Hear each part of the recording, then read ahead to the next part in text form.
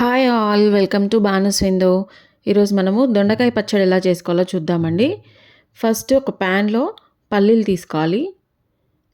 పల్లీలు వేసుకున్న తర్వాత ధనియాలు ఒక స్పూన్, ఆ తర్వాత జీలకర్ర కూడా ఒక స్పూను, కొన్ని వెల్లుల్లి రెబ్బలు ఒక 5-6 తీసుకుంటే సరిపోతుంది. ఇవన్నీ కూడా లైట్గా వేయించుకుందాము. పచ్చివాసన పోయేంత వరకు వేయించుకున్నాక మిక్సీ జార్లోకి వేసి పెట్టేసుకోవాలి. ఆ తర్వాత అదే ప్యాన్లో నూనె పోయాలి. చిన్న చిన్న ఆనియన్స్ ఉంటాయి కదా, ఇవి లేకపోయినా కానీ పెద్ద ఆనియన్స్ చిన్న చిన్న కట్ చేసుకుంటే సరిపోతుంది.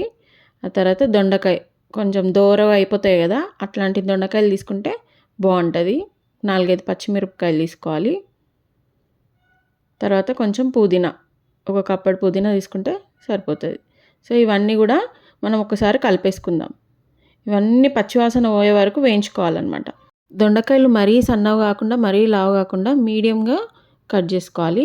ఆ తర్వాత కొంచెం చింతపండు, మనకి ఎంత పులుపు కావాలో అంత చిన్న సైజు ఉసిరికాయ సైజు తీసుకుంటే సరిపోతుంది. ఇవన్నీ వేగినాక మనం అదే మిక్సీ జార్లో ఆల్రెడీ మనం వేసుకున్నాం కదా పల్లీలు ఎల్లిపాయలు వేయించినవి, అందులోనే దొండకాయ వేయించింది కూడా వేసేసుకొని మిక్సీ పట్టేసుకోవాలి. మరీ మెత్తగా కాకుండా కొంచెం బరకగా పట్టుకోవాలి. అందులో కొంచెం దొడ్డుప్పు వేసుకుందాం. దొడ్డుప్పు వేసేసి కొంచెం బరకగా గ్రైండ్ చేసి పెట్టేసేయాలి.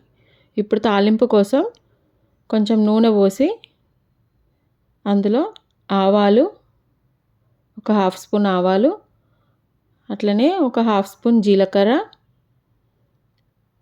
2 ఎండుమిరపకాయలు ఇట్లా చుంచి వేసేసుకుంటే సరిపోతుంది. ఒక 4-5 రెబ్బల కరివేపాకు,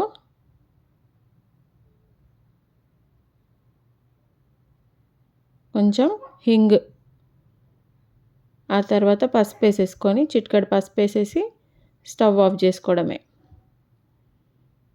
ఇప్పుడు ఇది స్టవ్ ఆఫ్ చేసుకున్న తర్వాత మనం గ్రైండ్ చేసి పెట్టుకున్నది ఒక గిన్నెలోకి తీసుకున్నాం కదా, ఆ గిన్నెలోకి తాలింపు వేసేసేయాలి. అంతే, మొత్తం కలిపేసుకుంటే వేడివేడి అన్నంలోకి కానీ దోశకు కానీ చపాతీలోకి కానీ దేంట్లోకైనా చాలా బాగుంటుంది. మీరు కూడా ట్రై చేసి చూడండి. ఈ పచ్చడి ఏమి నిల్వ ఉండదండి, ఫ్రిడ్జ్లో పెట్టుకుంటే ఒక 2 to 3 days ఉంటుంది. వెంటనే తినేసేయచ్చు. ఇంకా బానస్ విండోని సబ్స్క్రైబ్ చేసుకోలేదంటే కంపల్సరీ చేసుకోండి. Thank you for watching.